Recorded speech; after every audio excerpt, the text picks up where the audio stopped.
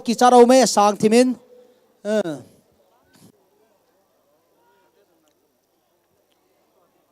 Simropia langten clearance and peto kitawin. Number 7 heading a ball in midfield ball collecting hain in ale midfield ball nalten controlling Papa FC ten hi ball final thara hina kya pass jebuvin chi Simropia striker tia de advantage la thei ta khat jonga hin clearance si ball ha jeb jiu le kilomin beautiful passing 1-2 passing there. Papa FC's defender, that's a very cool game, but oh, this is gonna be beautiful inside the box with Karesa Paugin Monom Kai, the great wall of Simropia.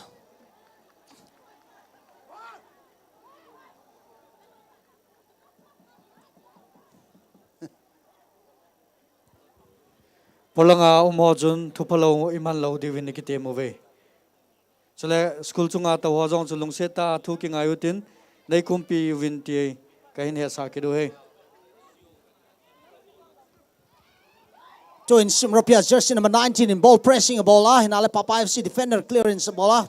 Simropia in ball a winner, tackle a winner. Homilon Simropia promising player here. Passing nalta in a ball number 18 flank a heng here.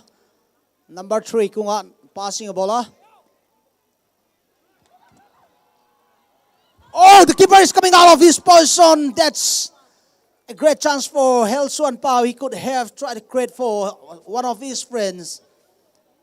But that's a very difficult ball to control. Tuletu in his score line 0-0 hinalain. Chimetsi ko inazo di hamakisay tinay pon. Tuna match referee in panpie sar mungahin sar helunahin sar mangahive. Chi tournament a Panasata hong la Holman Youth Club hole puhem la let team ho zo se chong ki pathui sevin donor so sponsor ho chong ki pathui sevin Alal Motors te chong ki pathui sen media house som 343 Joshua Alalen Joshua Motors te chong ki pathui sen aban tengle HOIKIM media te chong ki pathui sevin he chitabang final hi mi pium lo ki chem le meaning lo di hin football hi vet nop nai mi tam le nop vet nop che hin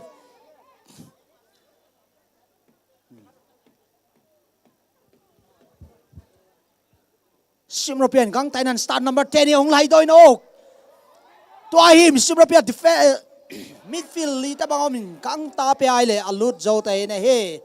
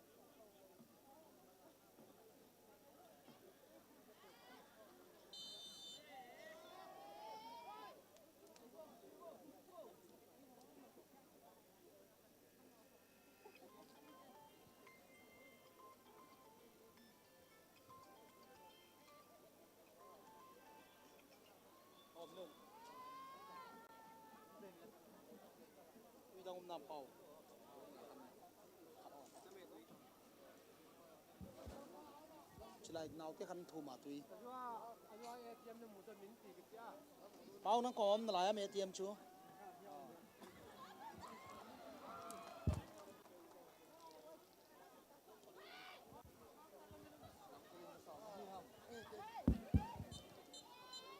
Papa FC tiền nó sát tay này tệ quá, hinal lệ goal không thể ta tạo sẽ he.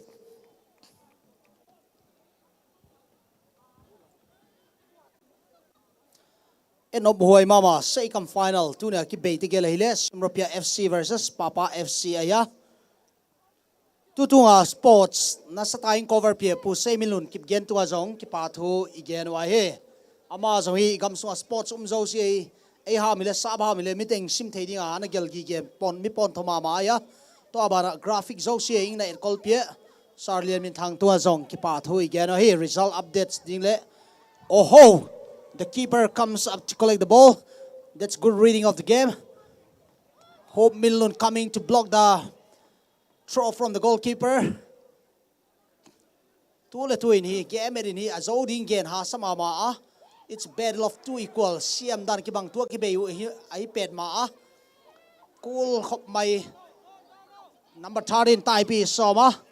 Peter Kumro liarin atu kia.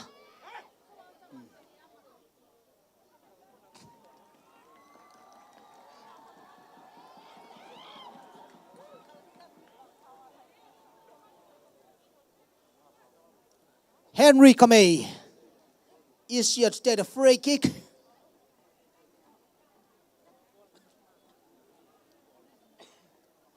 Let's watch and see, can they create something out of this free kick?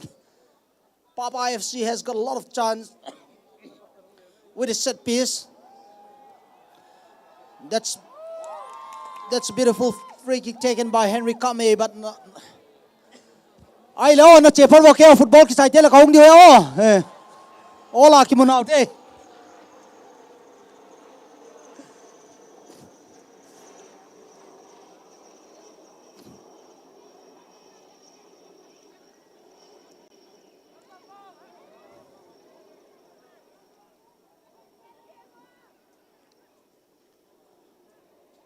oh ho striker pa goalkeeper pa 1v1 à cái bề quá Inale Simropia goalkeeper ang ten ball koleka. Number 14. That's a very dangerous area. It's not worth taking the risk. Losing the ball in such a strategic position could be a big damage for... Oh ho! That's a great interception. Very quick lightning pace winger coming in to collect the ball. I love the passing quality of Papa FC. They are so cool with the passing, but Simropia seems to have more of his... Oh, this is going to be exciting. Let's watch and see. It's inside the box. One-on-one. That's a very cool passing, but there is a little bit lack of chemistry in front of the goal mouth. That's where football needs telepathic understanding. If you would have remembered Barcelona history, when Luis Suarez, Neymar, and Messi were playing together, it was amazing to see. They don't need to watch out. Oh, this is going to be exciting again. It's box-to-box material. Not the best of finishing from jersey number 7, Simropia. That's definitely one of the best chances they have created so far. Paulian Lal, jersey number 7. Great defending from Simropia team. Look at Peter Kumrolian. What a physical, what a stamina, what a speed. That's a very cool game. Number 10. Number 12. Passing. Now here comes the striker. It's one-on-one. Can he do something? This is going to be exciting to watch. Oh, the defender is standing tall. That's Tun Lalpol, the man who has just come back from Assam.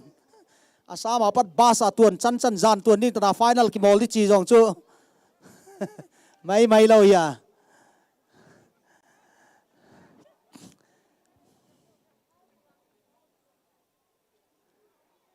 Here comes Papa FC again. Look at that striker. He's taking the... Oh! That's quite a trouble he's creating there. That could have been suicidal. The positioning from Simropia.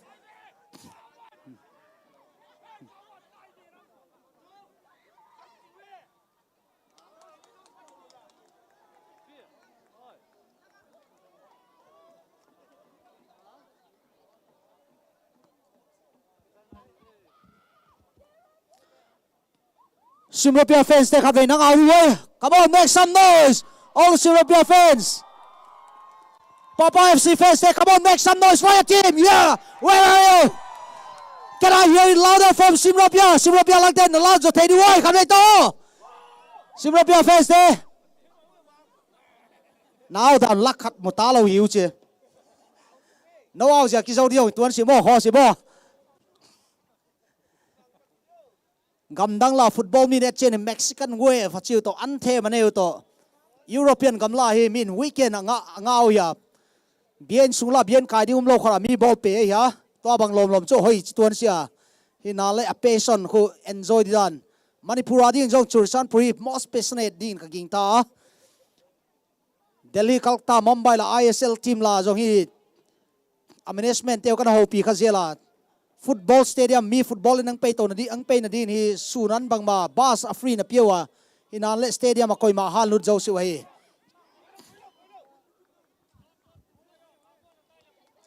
lamka khopi sunga pu hem lal bang in a ground ang zo chen hi ISL 9 match oh Peter Kumrolian with a beautiful passing but there is lack of numbers there Simropia are not there enough with enough numbers to collect the ball nal le ki mol hoi nal kho mai passing Papa FC lam te yong ball chen cool the ma mai wa ball skill hoi the ya oh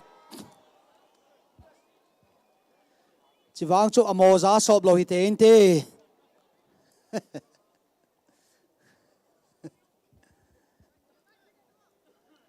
Simropia FC te na angki pan to kya tawa Peter Kumrolian passing ball somle Henry Kamain on a block pia he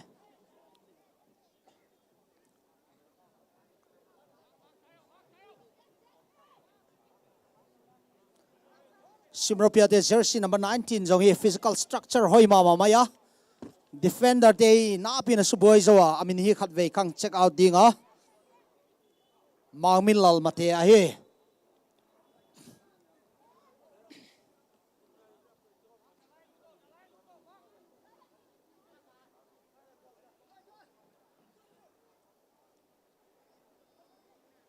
Simropia number 10 ball control bola passing option hola hinale out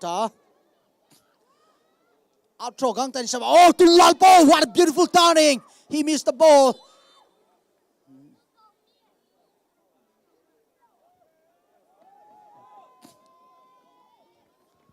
sar mongin whistle blow hi aidan te the te lo di ke referee kai sung acha to ami dinga hi ama hi ground sung ma ya player te veng ding game hoita flow sa ding tu la ya lamka CDSA ten hi referee tela za pele experience pe na ya player te tong tai ki dem sa le phadi khat jong nai lo ve ta tain gen wang ka wong gen hello first half hi stalemate ahinalaya half time whistle aging ta score line hi 0-0 ahinalaya hi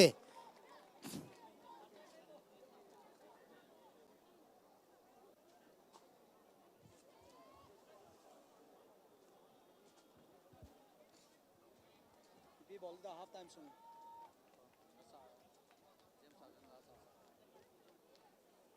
organizer home up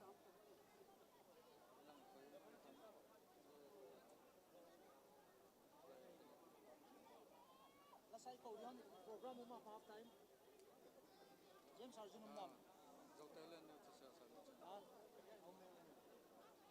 apa James la sadi ko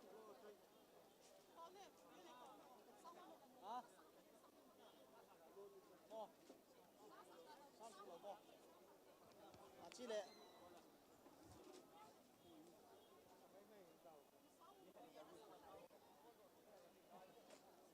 mo interview di mo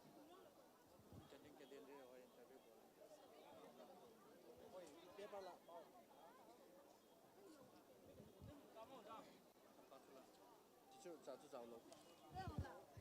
chi jong hui na siam sai bona please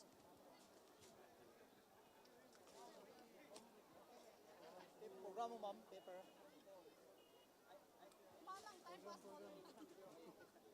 ka jun jong so cho ka le thau cho aminum lo thau lo aminum pa chu khat chu koi la te ka pu kha lo program sit khan choi ta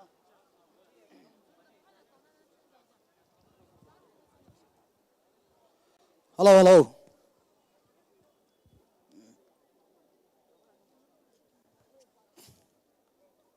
excuse me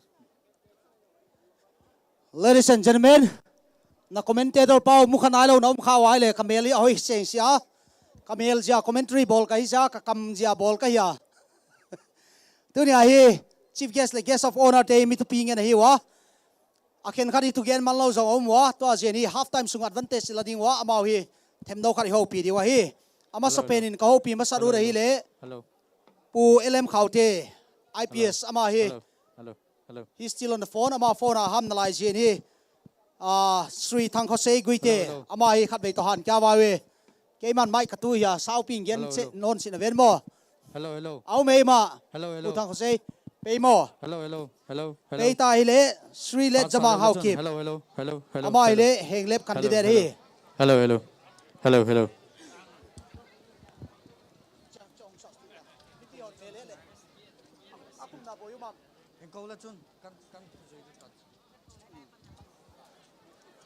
pu Sri le jama hau ki ama lung se tain mi pi zo se namu thei dia khat ve hu le chun kan ho me alam pi chu pau chilai escort mayo chilang chu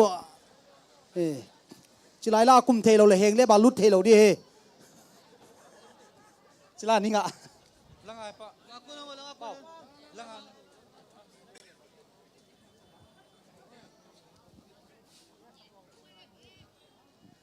tua ke to ki tua pi ding hi le pu paulen ko ma ya ka paulen ko ma de khut khat ve beng kya ba le okay pu le jama hau kip heng le mi pi ho hi ipiam ha san na penu nang emele le chun ipi na bol di ham afan zo siu na dei ham ima cha pi lo ding na ti ham hi lo le ipi na bol nom ham sapin chu road communication na hin road communication hi amasa hon sumamu lo hi dem ai lo kine chai ham nang he dana hi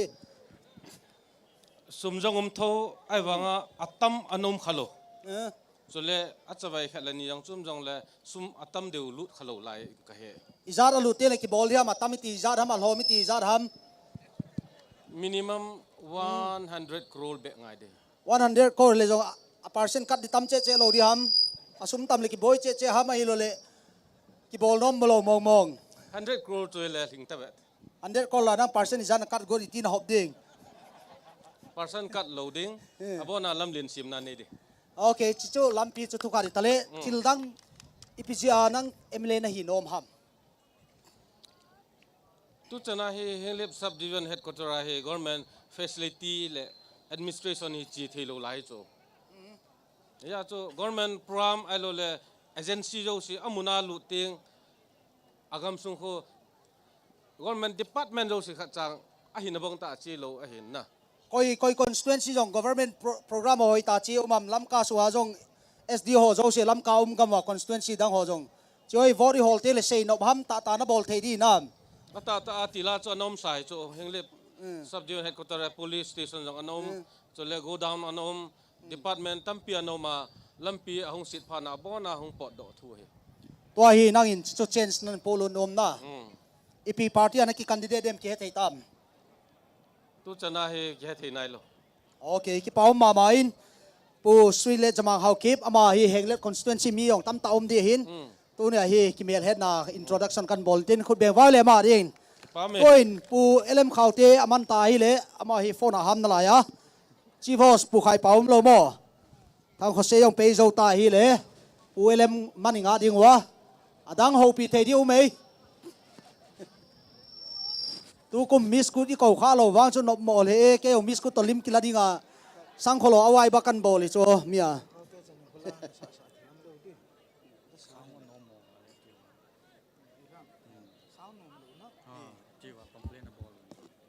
pu lm ka nga la nai hi ya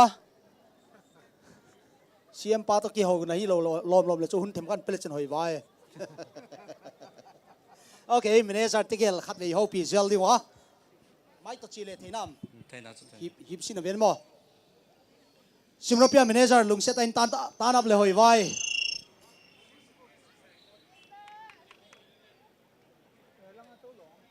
simropia manager pamon thang tangwal pamon thang pe mai le hoi vai mai ground technical ta na sata ta ya pamin thang mo ladies and gentlemen put your hands together for the most eligible bachelor here nalo na bang teng simropia dia na su be zo final ni ve na kai na ki pa thôi final kai pen chu aki pa hoi pen ya i tu pen final kai ni lana di dena ki pang hi ki to cho bao chi chẳng yêu thế chỉ kỳ biến à tu là tôi này half time à 0-0 hin lại à lắc khát na kinem na lại thôi hi lo le ha sát tu thâu na sai bằng na che alak khat a problem ai sia a winning pen asum chu apoimo lo apoimo hi la jong winning pen hi apoimo ngai ma sa pen hi kinem chu kinem asia chu 40 minutes sum na lai mo i tun stamina anei pen in hong zau ding hi tamba club na run chiu ni first prize 1 lakh ya 1 lakh hi namukya zo thau di boina senu to nam summu banga chi le na ha sa nami pila na genu dia hi lo manager khari le apoimo teng tho di mai vlen chi mo sum chu apoimo dan ki tho le ya but kamphan now chu go home ground product ka hawa pay players kan ai siwa tamzo mo 70% home ground product hi au jain sum ka ha seng siu. Congratulations for making to the final for the second year. May the best team win. We have 40 minutes coming up. Paumin tha de khut bek chen vai simra pia fest khat na bin gole. Papa FC te no na pan ki kolen match lang panga I focus kya tari wa. Pu LM hi teng khat teng ni ho pi di chile phone a boina la ya. Ni dang chen hon bi la na nga ung mai ngai mai ta veun. To hi ki ball the nai lo ya.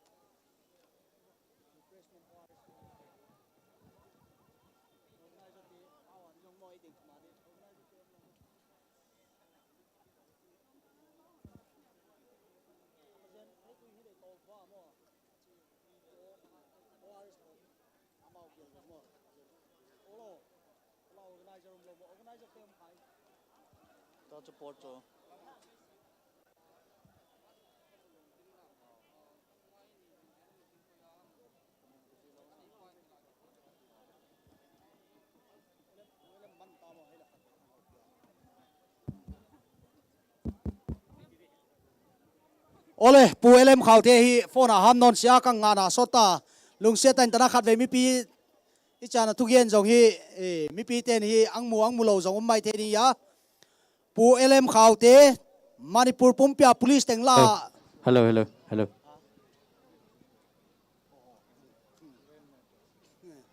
ama ile Manipur Pumpia sipai teng la ama thu nei pen a pistol hoi pen ave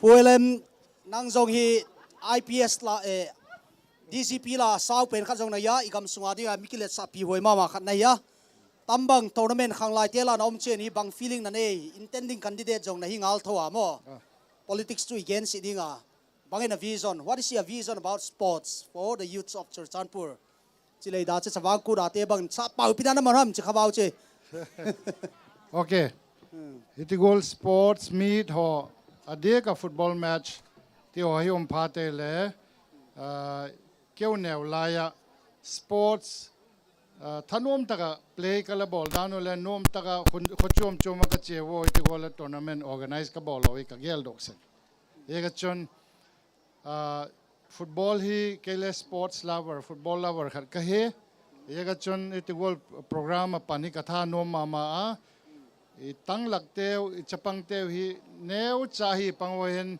football hi ki helwan lang sports dang hole ki helwan lang hoi takin che thengwan lang thiemwan lang e phat chole ama wa thiem theina ding wa chon sports infrastructure apoi moi ye bang hi dana ka gyan golen ye bang hi turf ground ai convert zo wele ye khat chapang ho a ding bab le lo mi pi area a ding a hi asset poi mo ta hungi ding ye chu vision khat nei nga ve chun Churachandpur lamka public ground bangkho turf ground a convert I ball zone na dingo ye bangkho ilungo igel di wa he ye chun periphery outlying villages holian cluster of villages ye munjo se football ground turf ground indoor stadium tam tak I town lian pita fast expanding ahe ye take care cater ball na dinga infrastructure he build up ball ngai.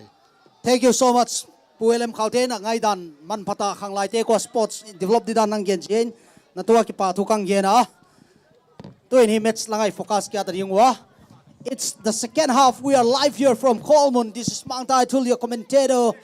Thousands of fans are watching across the world on YouTube. Thanks to HOIKIM Media for the live streaming. Tule tua match chim ho hi agama gamai vedai le Bangladesh a hi fans tampen Henry Kabay with his hand. Oh my! That's amazing shot. I loved it. Wow! That's the kind of action we want to see. What a save from the goalkeeper. Pau. Card among khat akimuin. Lamin lal HOIKIM SBI chule card ni umin chi anay pan lamin lal HOIKIM chilang anong kila dingin hetsa na kan neve. Mai lo. Gaza Strip ba missile ki kapte to ki bang piale as. Oh hoy khat vei to oh sial kya de. Referee pan khuda tunga. Congress vonon ke la BJP vodu na chi hi. Mo chi le mo. Okay, game hi ang nak tamama maya sar mongin ni offside. Ama Simropia te goalkeeper pani nice set sara parin ball hatta seva. Tammi crucial mamaring ya. Papa FC lam te ni goal chance great masat jeni thathoding gintar hoya. Game hi the best is still yet to come chile again hilding in kaging tasia. The weather is perfect. It's a wonderful vibes here. Beautiful evening. Nothing compares to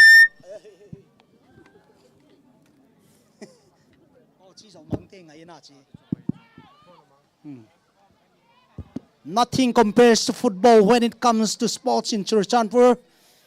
There is no tribe, there is no religion, there is no when it comes to football. Football really unites. At no be tang ani chang ki phu chu mai lo ki zelwa. Azola la sangan tol me ina lai ke ngai dan chu.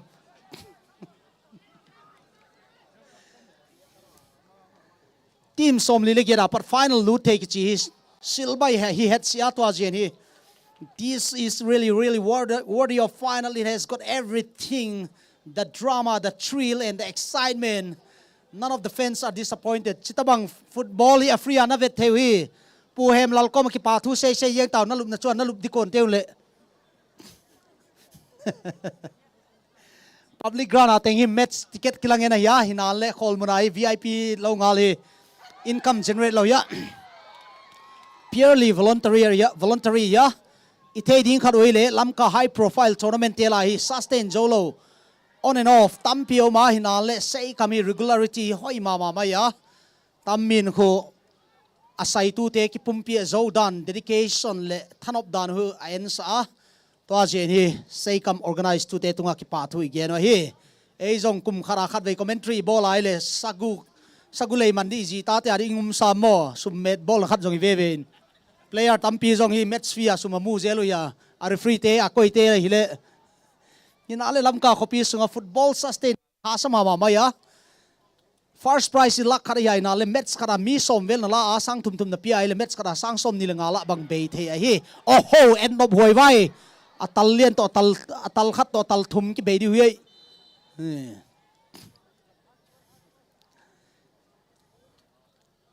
gang de papa FC ten star wa hinale simropia striker ball na collect khasia game strategy hi constant heng hinge ding kiloma game hi atempo pe dan hi akikhel tamama ma ya hi koilam ten goal khum masade gen theisa pau koilam ten goal khum masade na gin charam to ka do pen mi mai na skario actor paulen koma veo nunga te number de le da chang call lo chin ka phone ka pick up lo di ve pau tu chanai ki chep na ve danai ko in goal khum masade na gin charam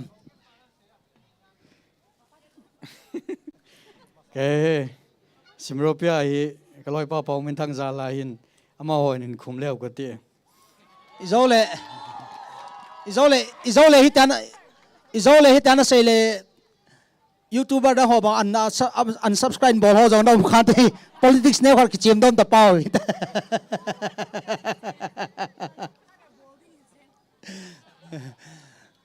Lamka YouTubers meet yo jong tamin YouTubers meet ak ko khalo ho chu unsubscribe bol ji he mo YouTubers on party na bol wai anniversary na manu le yong hi mi hello na bol lo wai le hung ki unsubscribe de o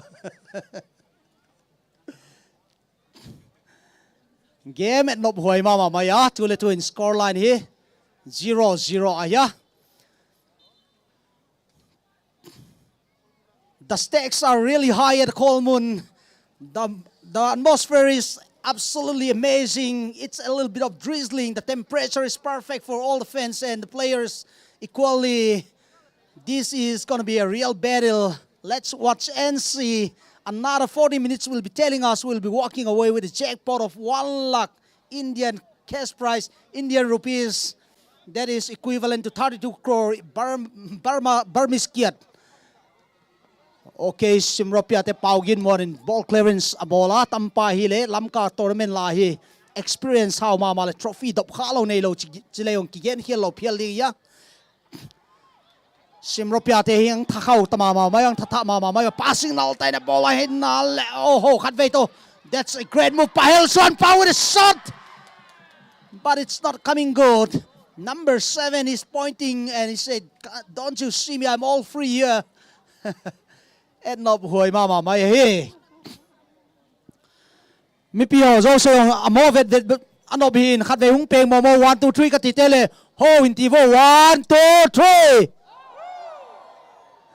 3 energy here.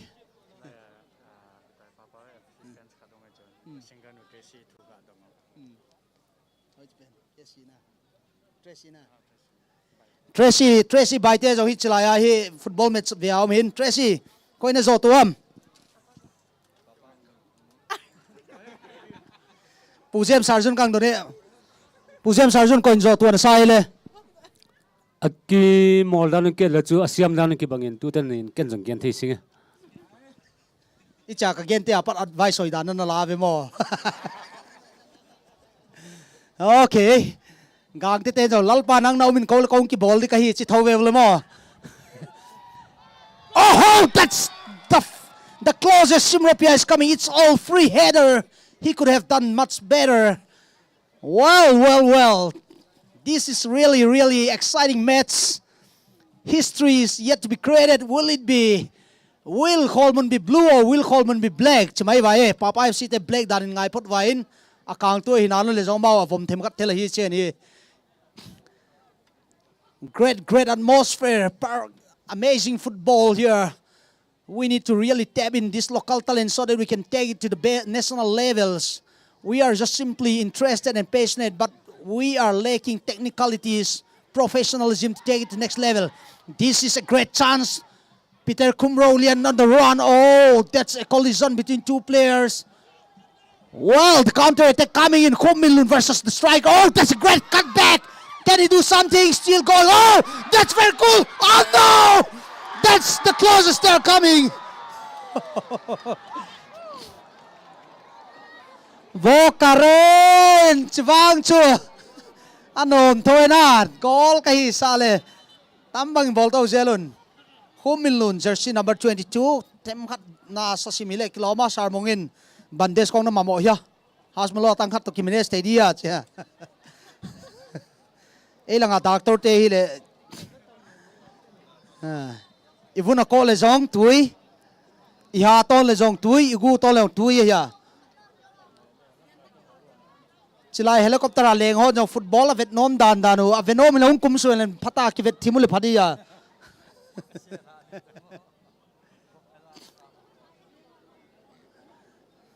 Tu chung tournament ai mi tam walbe sa in chunga khela khadi uma le aven na dinga pu hem lalin chi helicopter ambulance ha ko e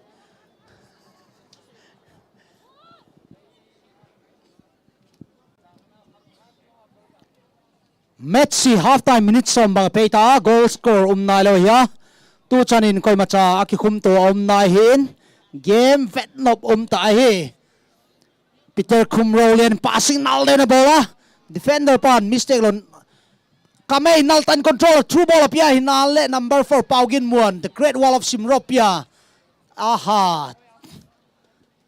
offense te zanan hi na pin pesia offense so chu chilaya talap na highlight tawan mai la hung ki pe khale o goalkeeper ki jil jeb taw no ho jong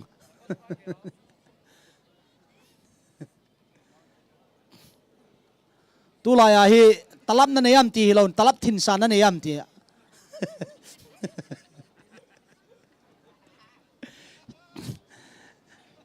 pandemic coronavirus ahungum ta chu lamka mi pite boy na pen anchang hilo thau hilo dal hilo sikhar man tamwal be se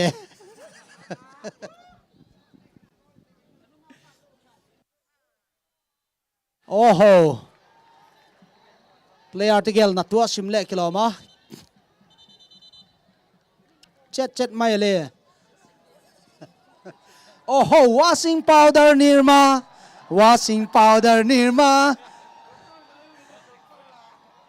simropia te doctor pa chu aping su zani la cho he tu nya hita hailur nang chan som khaleta I love your pink shoes very beautiful and very sexy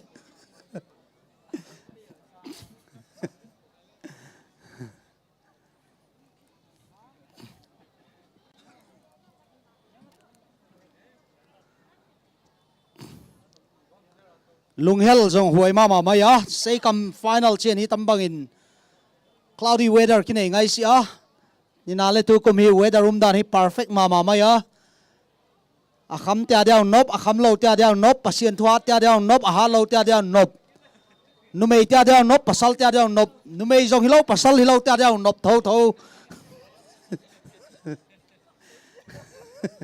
simropia lamte change khatingom ding ya jersey number 16 including ya koyang khel kheding wai ki theisia hinale papa fc lamte ni player nei sateng retain ball na lai wa tu tung tournament a referee ain pan ps cds at chunga ki pathui gen wa holmun youth club te pan la nai patan mama wa chief guest ngai na ta ingpe te zo sia tu ki pathui gen wa tu ni apoimo pen hi player te sang offense te ya Europe football again chen 12 men mi som leni ni kisim zela to azien hi Anfield Old Trafford la min loading hi away team ten hopeful mama maiwa India gam soi top player te no kimolu na penu hi la churchan pur la hi ground hoi lo wang hi ISL player crora lo ten jong hi home fans maya kimolu de ya tambang adulation love a hi lo support tambang hi India gama muding awang mama maya India ten hi sports khat chau thei wa to mi cricket ya war ka cheng gam som le ni Pakistan zola gi gen alai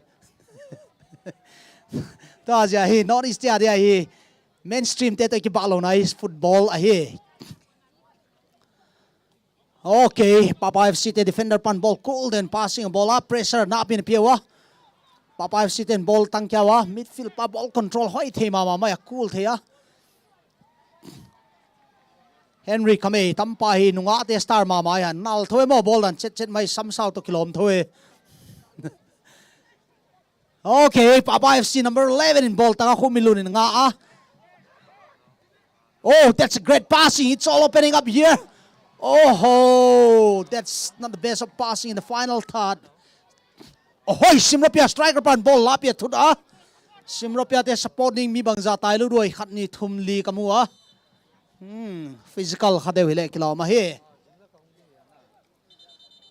a chance coming in from Simropia jersey number 19 out and 16 in well the coach Kham Min Thang must be having something in mind maybe this is a technical change Simropia getting the ball in a strategic position Helsuan Pau captain tule tua ticket ki zwa ki hi le mi sing sagi bang hita ticket tang zo lo stadium pulangan wa jong tampiu ma ya da chen hi traffic na sata jam di ya to je ni apei uru tun na pei lo china match result da chang ke man kang gen pi mai dinga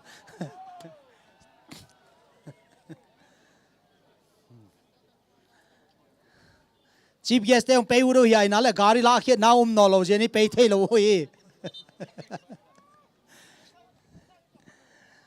kumkin lewang traffic hoi ta na control lo le kahung talo di ke jong boy wal ha wal sei kama gari bo jam lo ami pi jong jam he aboy dan imu kha lo om lo kisan ki mujeng mi tam wal be se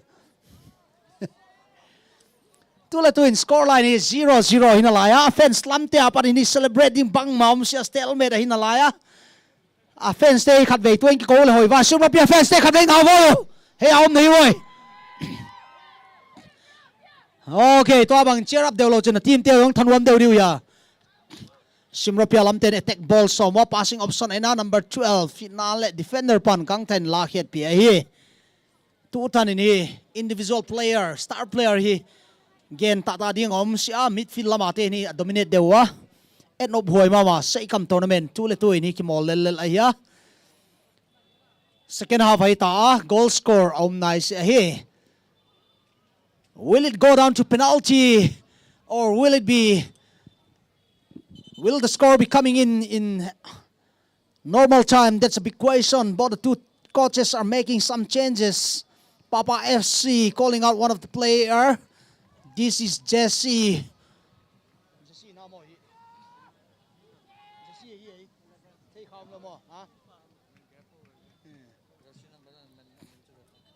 Jesse, jersey number 11 is coming out. He is one of the most promising striker. He has represented India at a certain age level. I'm not quite sure.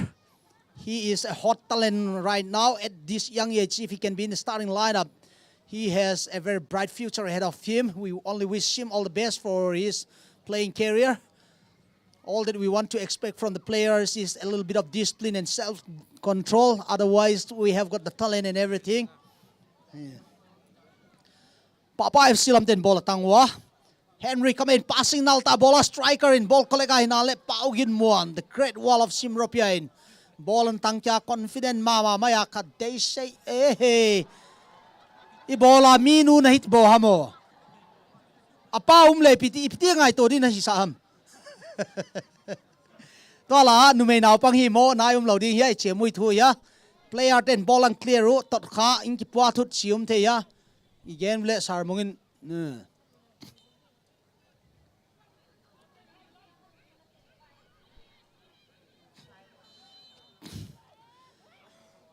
it's already 60 minutes going on here.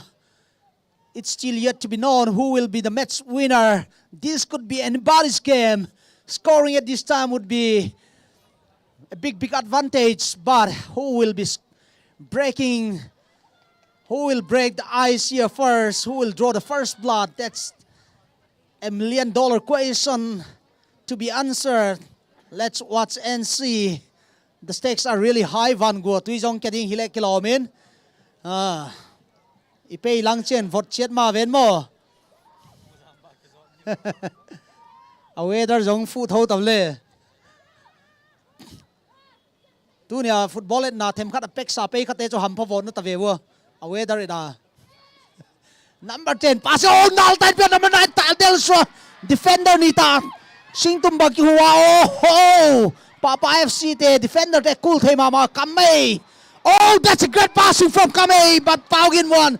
The second line getting further in first man, but it's not coming good. And not voye chet my football. Abang gua jong kinai koi lai jang ya hun lo hai lo in. Ho si koi mau pe tuan si ben. Ngap le ngap I thuo ke mo.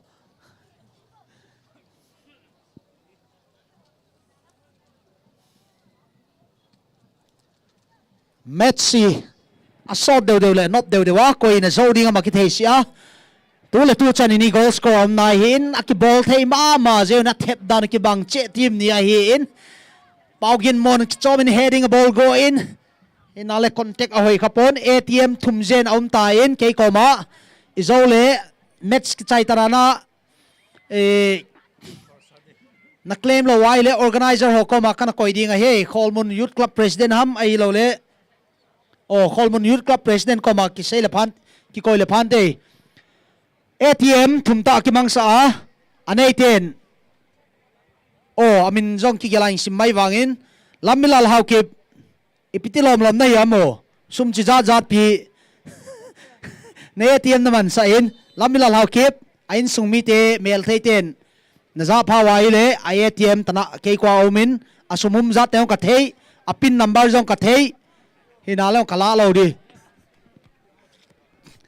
to chen hi Indian Union driving license lamilal hau kip Santing Village ingam la pei koi sam che oh Papa FC te defender clearance a ball kya to bang ball clear te khu naw pang te kha kha ri za hoi mama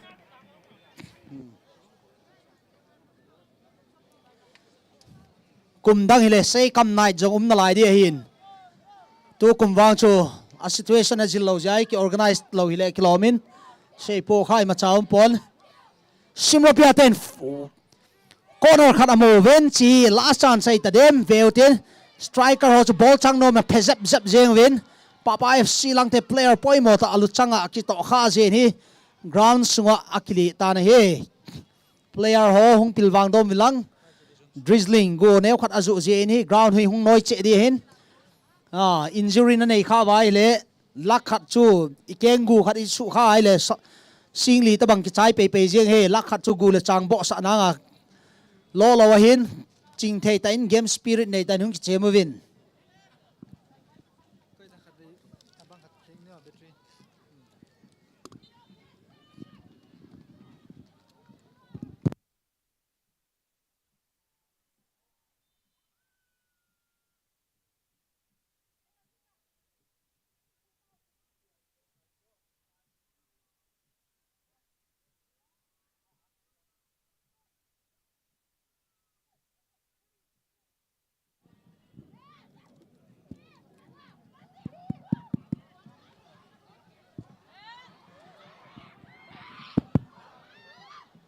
Simropia strikers are on the prowl inside, dangerously inside the box.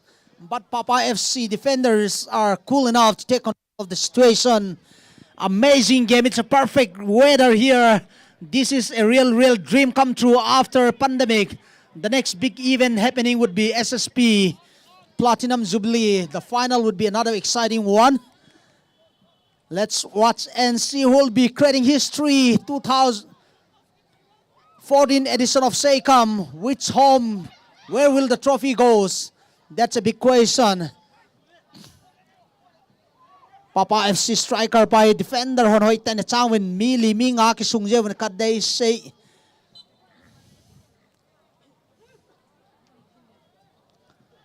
Et no boy mama ma ya fence tampia di ni gua zuna le koi ma injot so mom sia.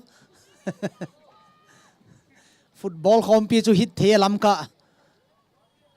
Aha, Simropia te pressure nei simulek lama. Starting from the back. Cool time pass Khub Min Lun. Oh ho, that's a great football. Beautifully passed to Henry Kamei ball tang kya zela nal time pass Loi pan sexy deu na controller.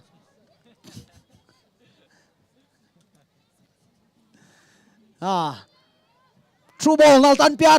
Oh, striker pan head out. Goalkeeper pan to 1-on-1 lap mande lap malo. Oh ho, khát về ni về goal anh tem kia đi vào khó vót to bằng to. Tam mi kamei ki mol et nop huai dan chu mai mai lo ya la si nu nga chi le ki bang kilom sim sep sawa. Asam to angai bang sim ya wa. A skill jong hi mai mai lo ya. Tam mi tournament a jong hi ni ve thum ve kamuta. Papa FC midfielder ball nal ta du tu sam chang aha. Paugin muan pe dan na dei nang to pen chet main.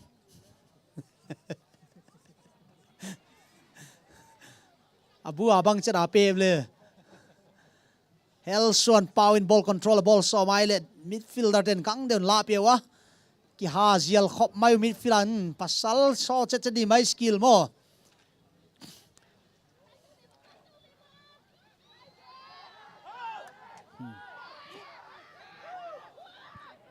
Sar mungo happy na neu khat be na nei si am ke ya ding a chia.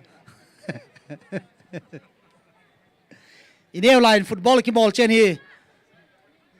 A match timing om sha ball nei pa anwa hunun cha match be ya. A thau pen te defender. Asang pe zo pen a siam a himaya. To hun lai to hi ki khatama ma ya. Simropia is creating opening here. Number 10 prowling inside the box. Can he create something? Are say defender te chu mai lo. tua ho pi phu kha đi mang chia phu kha đi ka sao vợ đi kì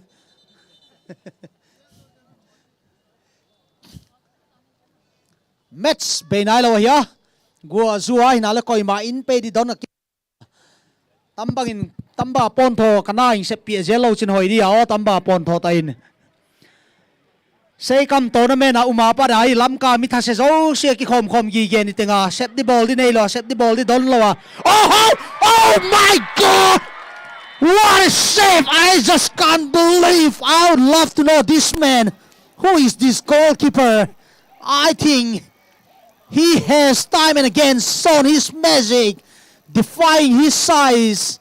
Just look at that. Not many goalkeepers would be able to touch. Amazing attempt from Kame. Bak sam san say bang chiwe mi zo te chi da ka chi sol ka gen khela. Oh hoi, Papa FC tem Cruz mama tawa. Chance kat ve ta na lai đi. Oh ho, tai pi tawa. Across ka te dia le nen vau le.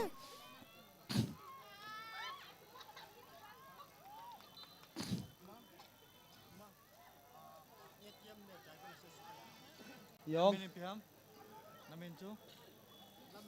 Koi cha na hiam. Na tu number izat ham. ATM nei panang la verification hatu number anu pamin ni khara e bang jawe tha chi hoi taki verify zo ki pe ya midang nang claim kya wai le ATM dangum no lo yo khatum na lai mo pau okay oh hoi sibo pya lang tari chance khat the ding le kloma hina le Papa FC defender te second half a performance is solid mama ma ya pau gin muan tam pa ki moli lam ka player te la hi fit pen khat aya a carrier jong hi a peak hi sao ma ya simropia management te manage dan hi du thu sam dan ya lam ka team te hi tournament li le nga kan koi ma sustain jom lo ya club ki zwa hi lo le khat ve a longevity chimai vai a lifespan hi atom thei ma ya sum lu tam ma hi je ni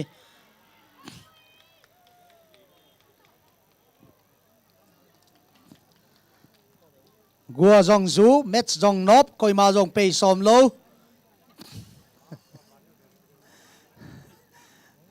no ngap tan kien di le lo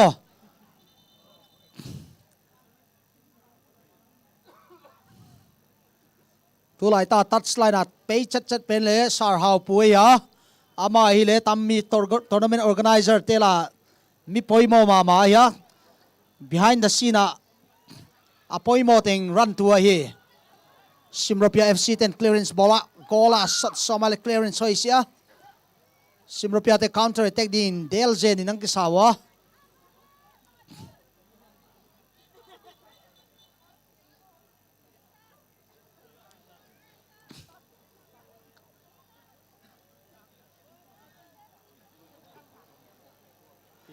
offense 10 ball ground sung line lut sa siun no goal hoi Helson pound of a block fu kha goal nai le chu a deflection jong hat ma ya tam bang hi keeper de ki ven ngai ma de hi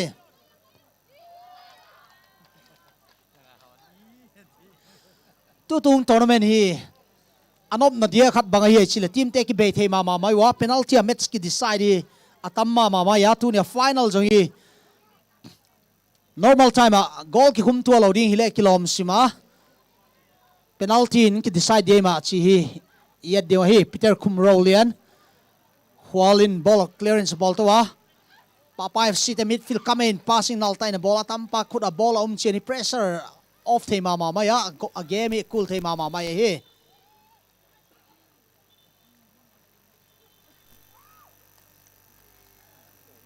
Sar mungin yellow card khat aso tu ban hi bana namu no na le job card ding hi achi hi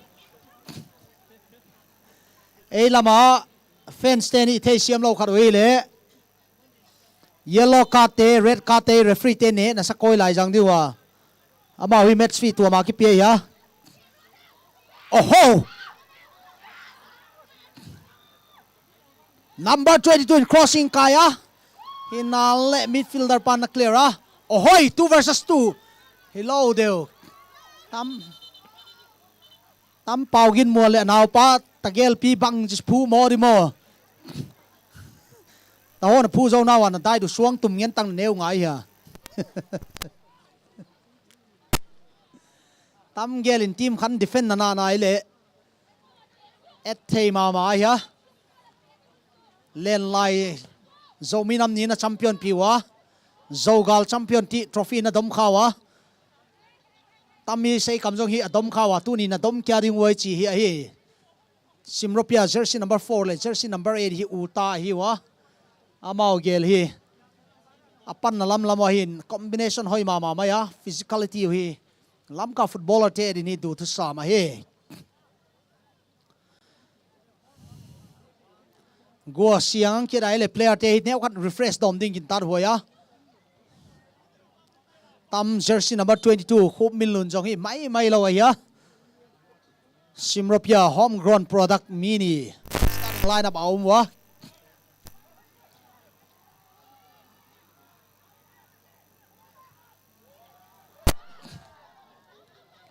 Helson Pankul then passing a bola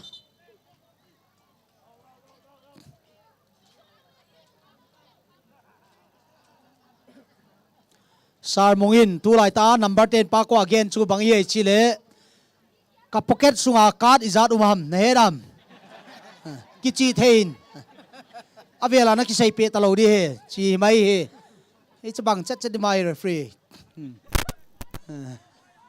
Helson pound freaking peding ya Assam gama tournament lian ta khara ki mol so wain ki le pana ya oh Papa FC lamte ball collecting khat zom sia Helson Pau ball striker ball la passing ball na option passing to Sampia Helson Pau number 10 ki del chen wa Helson Pau in ala khet pe hi khum min lo na hi out throwing khum million throw Peter Kumro lian ya ing mo goal lai jang le mo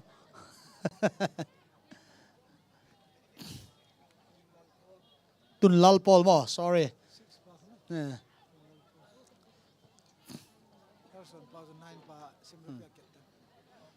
Helson Pawile Simropia captain number 9 pa zo ai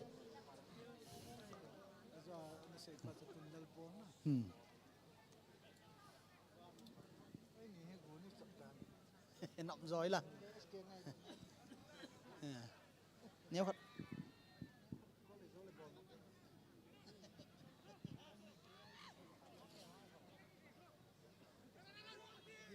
Papa FC ten ball khát về tàu tăng chào á tu lại ta game technique game hama mà mày á coi ilang te physical edin hi Simropia lắm te hi defense line hard mà mày á Papa FC te a technique te cool the mà mày á tampa hi ka Edward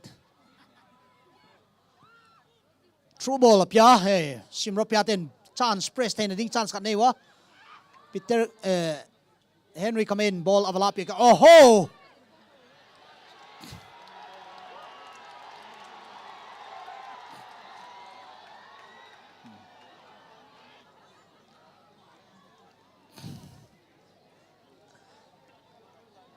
Sar Mungin fall ha mai le fence ten a star dan chu mai lo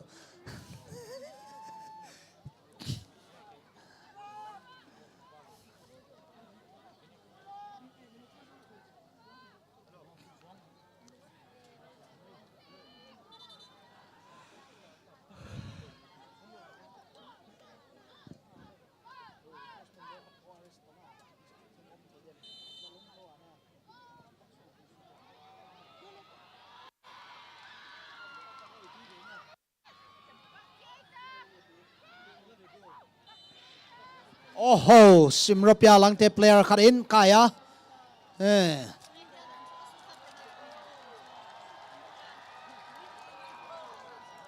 a fan so jong hi mo mai thei ta pon lang hung el di he fan so hi ta bang phat lai ta hi crucial ma in support player khat injury gen ali akizama a serious day ma bang washing powder nirma Again ko chun na hivon in khante pink color he anu na chope he Christmas a zong ba sa dinga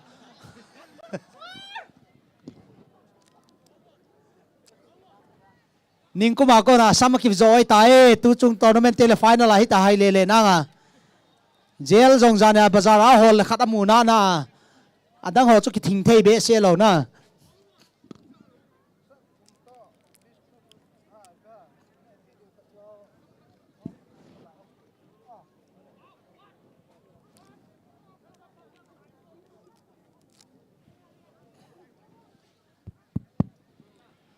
coach tele technical staff te adin hi technical ngai to hunai ta to ami go hello in tammi match 90 minutes scoreless ingum khatale ko ye penalty pass ading si jong ahin alai ding a simropia lamten jong hi penalty na pe khaw hi le kiloma tami tournament a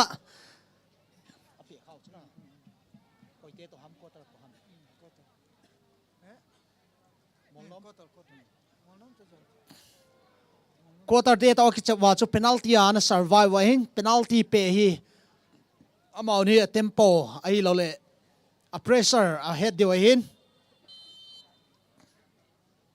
here comes a free kick from Papa FC. Simropia defenders are standing quite a lot, giving no space there. I can see a lot of white side. They are withdrawing a little bit, trying to play safety first. Now let's see how do they react to this counter attack. Jersey number 20 with a beautiful passing. Now I can see the winger running there. Can he catch it on time? No. Oh, that's a good defending. He is almost late, but still on time. Just another flick second would have been very, very dangerous for the keeper, because you can see the striker dangerously larking there. It's a beautiful evening here. We are witnessing live match at Holman Ground, the 14th HOIKIM Memorial Open Football Tournament 2021. A nail-biting match is going on here, a thrilling 90 minutes, worthy of final. It has got all the drama, all the thrill and everything. Simropia number 3 trying to collect the stray ball, but it's not coming good for him. Ladies and gentlemen, Lamka football not done. Mai lo ya tamna ente jong hi apei ulo hi siwai na le gari o tan kha ja hi abe ki nga che da hi ta hi.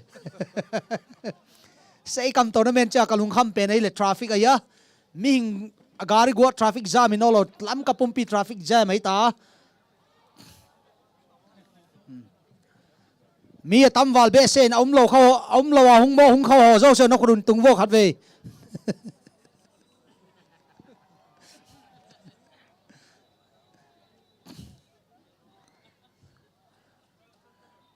Papa FC starting from the back. Tunlal Paul, he is a very cool defender, but it's a bit risky to play that kind of game in this kind of situation. They need to be a lot. Oh, can they break through here? Look at the experience from the defender. They are reading the game very well. It's not always about your physicality. It's all about how aware you are technically. Lamka hopi so football ithanop danui mai lo ahin. Tu lai ta jong hi SSPP 10 tournament len ta khat 3 lakh prize chi chu Lamka dinga atam pe na hin line chi jong chu chi ki chai teng le. Tunia football via hung ho zo se chi ki chai teng le public ground langa match khat na lai hin koi mai nai ki le lo dio aboy bon chake wa chi so ke da kan tep na lai he Lamka tournament mi pensioner ho ai lo to di nei lo ho mi tha se ho dia chu ki zen dan chu tunia hi ni khotha chi ho hi mi khat janga ngai lo sai le tunia mi hung zo se za cho ni khotha hi sab le crore khat lang lung hi cho chi ho ta banga economy hi sab kha wam ke hepon na Papa FC striker ball atangin.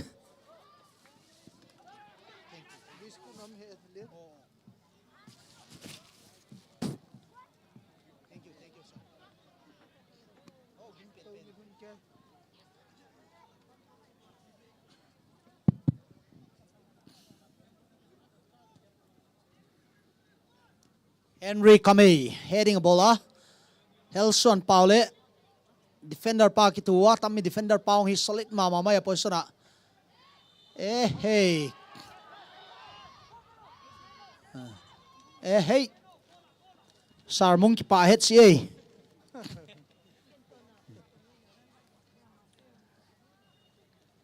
Bible chang khat kong hil dia wai khit char bang ma chan so ki penolo di it na lo ngal kwa ma ki bakeun chin sar mongin hi thu khen na bola hi hi chi da ki bol vet na hi la bol koi khel hoi dem ki bol vo yu et nom hoi ma ma ya jok sapat player te serious te ma ma ya offense te jong hi tu lai ta di bu ki tham le chu kinem lo sim kinem ngam che lo chi na kha diu ya tami free kick hiang pe fu ai le zawoi sim ding le kiloma inale defender te se het yak a khoi ka oh tun lal pol ma na hi kya zel mo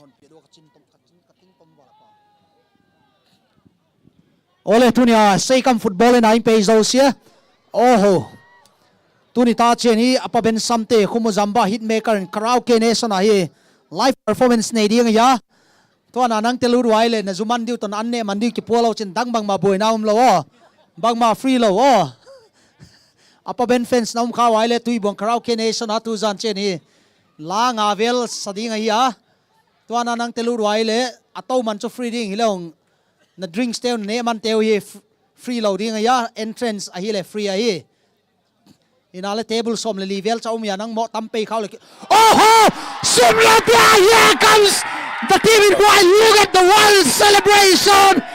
Oh can they will the trophy goes to the home of Simlopia. Look at that celebration out of nowhere. Referee Mung is calling back the player to get into the pitch. Papa FC, they're not prepared for this. Let's watch and see. Look at the fans. Hello, Simlopia! Make some noise, Simlopia! This is let drama. Around 10 minutes left on the clock. Can they pull back their socks and make a big comeback here? Where are the Papa FC fans? Come on! You don't have to hold back. This is a do-or-die situation now. Amazing football. Simlopia fans are literally dancing. They are getting alive. Hell Swan Pao, the captain, searching for another goal.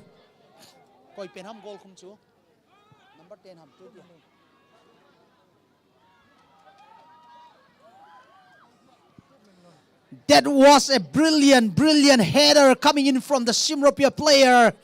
Looks like this is gonna end. If the match ends in this way, the trophy would be going back to where it belongs, Simlopia. Let's watch and see. Will that one goal be enough to hold them to bring home the trophy? It's $1 million question. Papa FC need to throw in everything. They need to go all guns blazing. But the Simlopia seems never gonna give up. Look at this Koop Milun, the man who scored a goal. His energy level,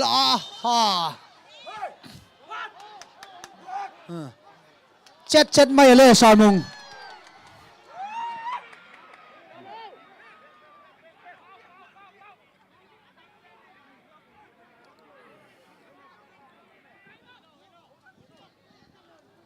Well, we are getting into injury time. Yes, this is a very crucial free kick coming in from Papa FC player to Lalpo. Here comes the free kick. Papa FC throwing in everything there. There goes the final whistle. It's Simlopia winning. Congratulations, Team Simlopia. Thank you one and all for coming. This is Mount Idol signing out for today. Thank you. We have created a memory. This is the end of the football match. It's all fair at the end of the day. The late drama coming in. Tuna football and I pay tezo sen tuwa ki patu kang gena tuna chemu ya mi minila kha hi lo le na minu lo kha na sentiment har kha mai le. Let's end it up here. Adang kum kya sei kam chen nyan kya che ding in khat vei to kang chil kya da hi. Tu zan chen ya paben something karaoke ne sana perform ding ya koi tabang kumu zamba fans nom kha wai le performance at jing thei ding hi. Kipa woi ma main tu na rin hun sa phat ding wa organizer te khuda i trophy te ke ding hi.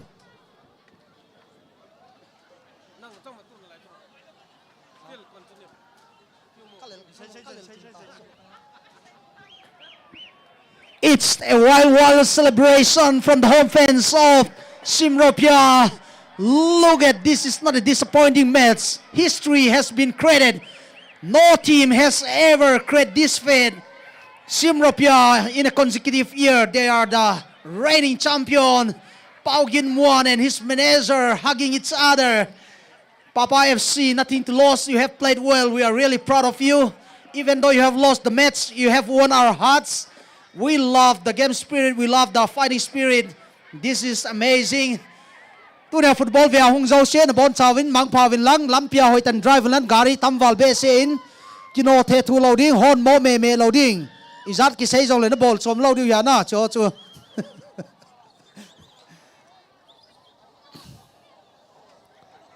chabi mang khat ma Vespa chabi mang khat ma organizer te khuda kana koi ding a hi. Ladies and gentlemen, we have come to the end of our 14th edition HOIKIM Tournament 2021. Please make some noise for the winning team, Simropia! Yes, this is a wonderful atmosphere. Now I want to call the superstar Paulenko to help cheer the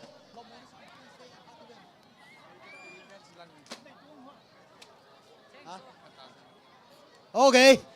Papa FC te team ni chu chlai ki line up pai wo kho jong team di tain trophy hoi pe do pe di tan tunia chi commentary enjoy a ka fan so jong se chu jong ki pa thu kan se in as long as football is there in Lanka, we are ready to have some fun. Tunia sponsor te jong se to ki pa thu again wa pu HOIKIM Memorial donated by NL Boise HOIKIM.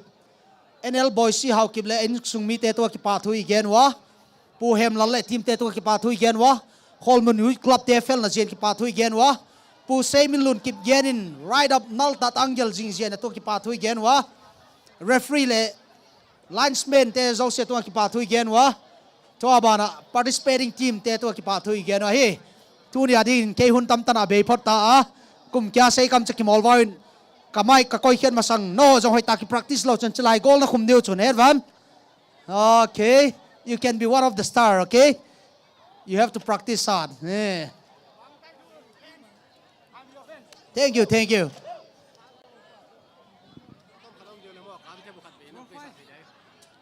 Tolan technical team take on again. Why de? Part some kadom taking aile Simropia team ho chun anthem or play no min. They need to act fast. Mi pio zo se hung vale, mi pio zo se hung nai vale. Setting ki zo tan. To hi organizer te khuda phari pekit tave.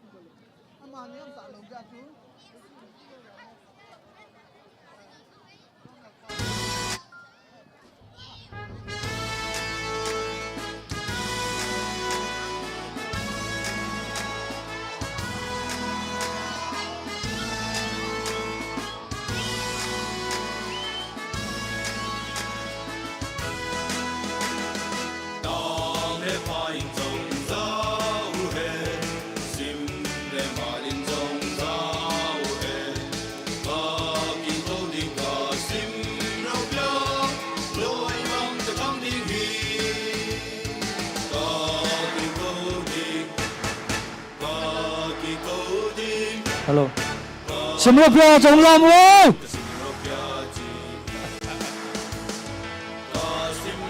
Simropia làm ơi.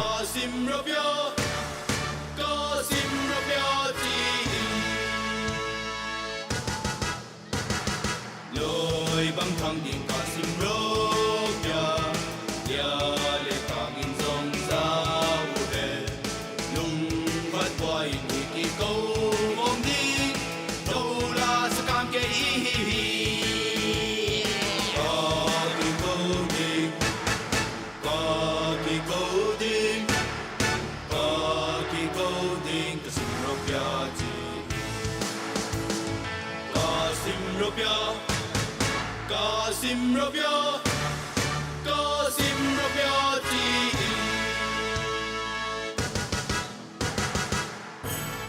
Simropia, Simropia.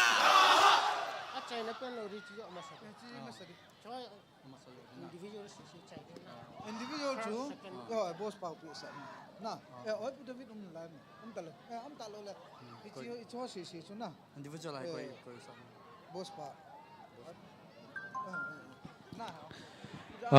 Kipaumin program chomkhat nei witin me pizong ana thibden Simropia hiya Papa FC hiya chomkhat na thibutin individual ho dunia programa neukhat hongmin chong ho kipa thilpi na dingin pu hemlal lungse tai langa nehungpi le chon kipaumin te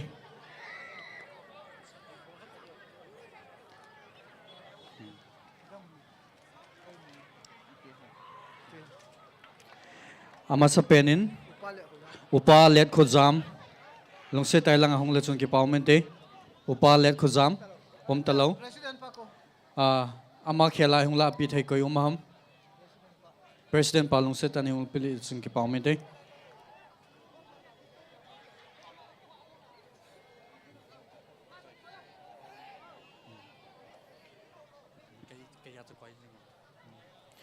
pu mang tai thul lung se tai lang hung le chung ki pawme te pu mang tai thul pu mang tai thul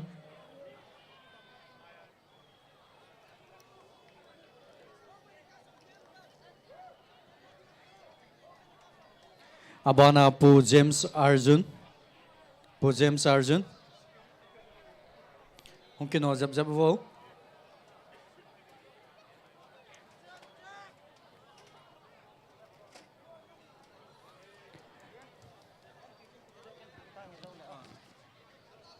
abana golhang malsom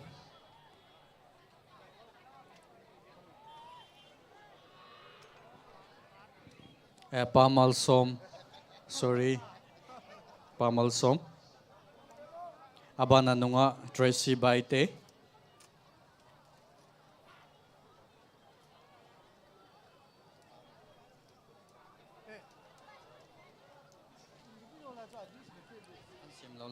abana pu Pauline Kom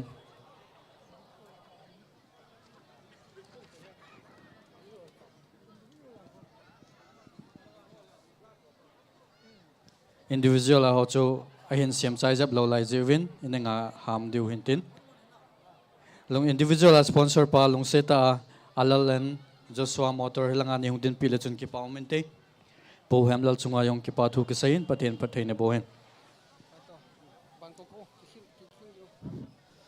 The 14th S.K Memorial Open Football Tournament. Tu chunga individual award hung kipido hi hile. Aminu hin say do atading kating. Top score Mr. Simon Thang S. Moldung Youth Club. Amahin goal ko kumheo. Best player Zomgang T Papa FC. Best keeper Somlian Simropia. Hicheng chu tu chunga individual award sangding akil hengdo hiwe.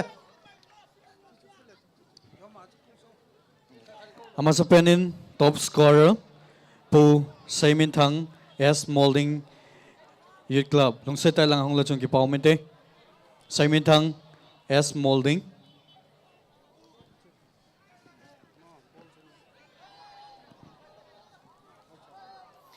It's sponsor able pi Alalan Joshua Motor Sisipur ho ama chunga yong ki pathu ki sai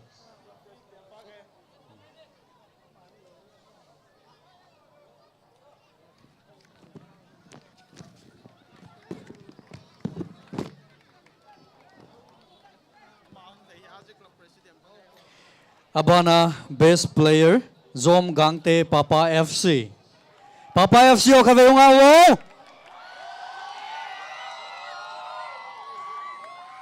Zom Gangte hilang ulo chung ki pawmente best player Zom Gangte Papa FC abana best keeper Somlen Simropia o kaveyong awo Best keeper Somlane Simropia. Lungseta lang hong pay lazong kipaumente.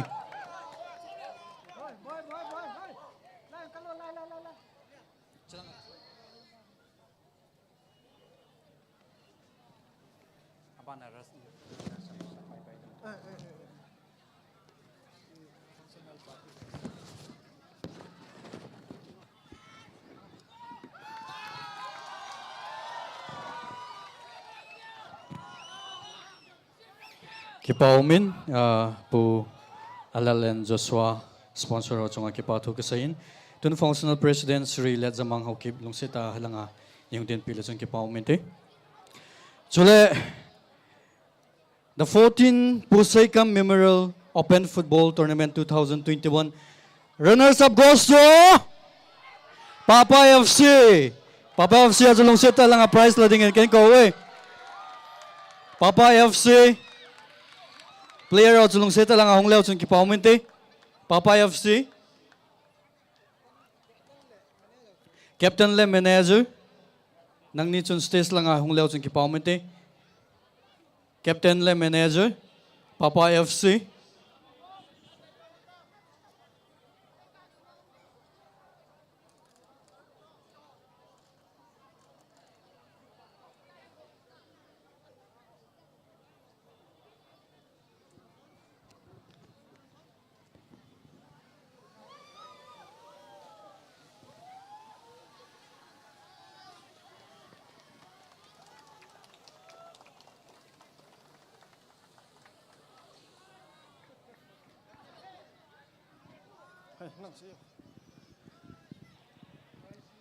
The 14th HOIKIM Open Football Tournament runners up goes to Papa FC. Halap! Halap! Halap! Kakipawe. Kipaumin abana po Chief Guest po LM Kaute Director General Police Government of Manipur lungseta hing hong pila chung kipaumente.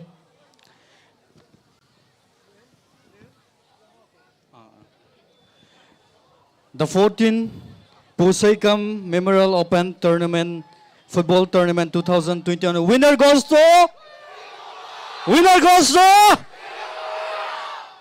Lungseta Simropia manager le captain lang hong leo chung kipaumente.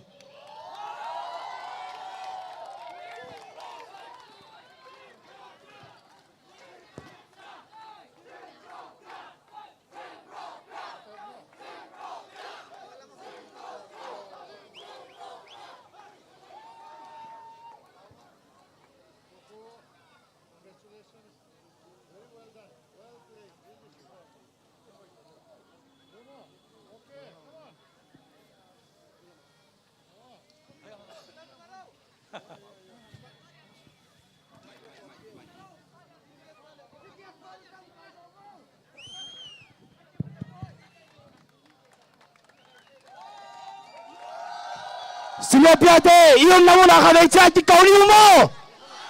Simropia ka titagin! Aha! Tiniyaw! Simropia! Simropia! Simropia! Simropia! Kipae! Kipae! Kipaumen tuni adinga tournament je kisai tai khove le ke mu ki do tai abon se kai wa mang pha